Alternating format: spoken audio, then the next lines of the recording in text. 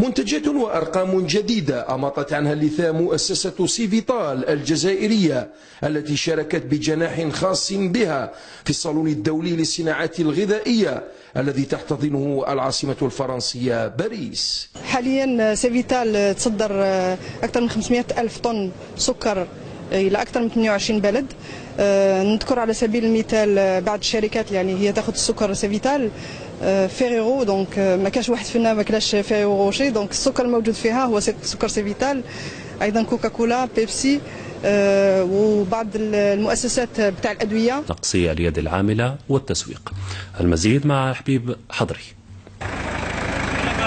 موسم الحرث والبذر يعود ومعه تتجدد انشغالات الفلاح بعين تيموشنت.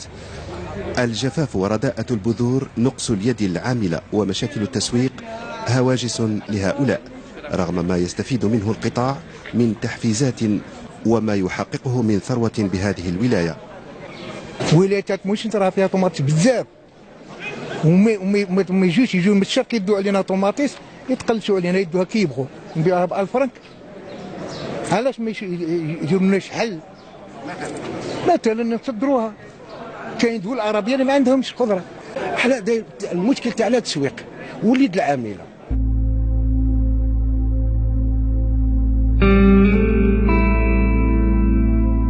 تتواصل عمليات تصدير العديد من المنتجات المحلية نحو الأسواق الأوروبية. هذه المرة منتوج البطيخ الأصفر الذي سيتم تسويقه بفرنسا بعد ارتفاع الطلب عليه. نتابع تفاصيل هذا التقرير.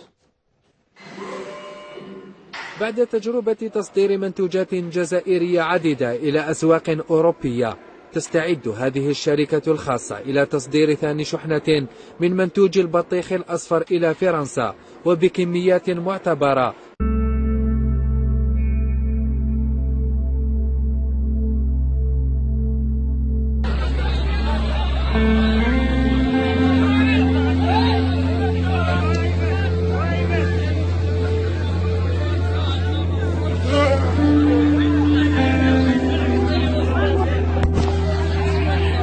كتقول فاش يا خويا؟ يا دا خويا نوع من انواع خويا نوع من انواع متوسط. اسمي خويا الكورس.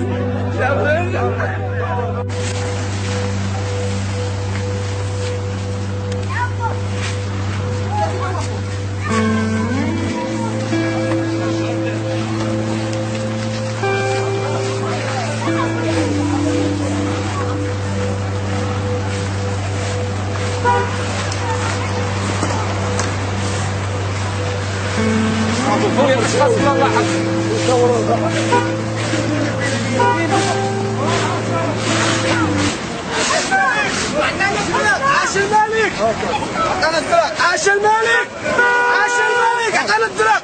عاش الملك عطانا الدرك. عاش الملك عطانا الدرك.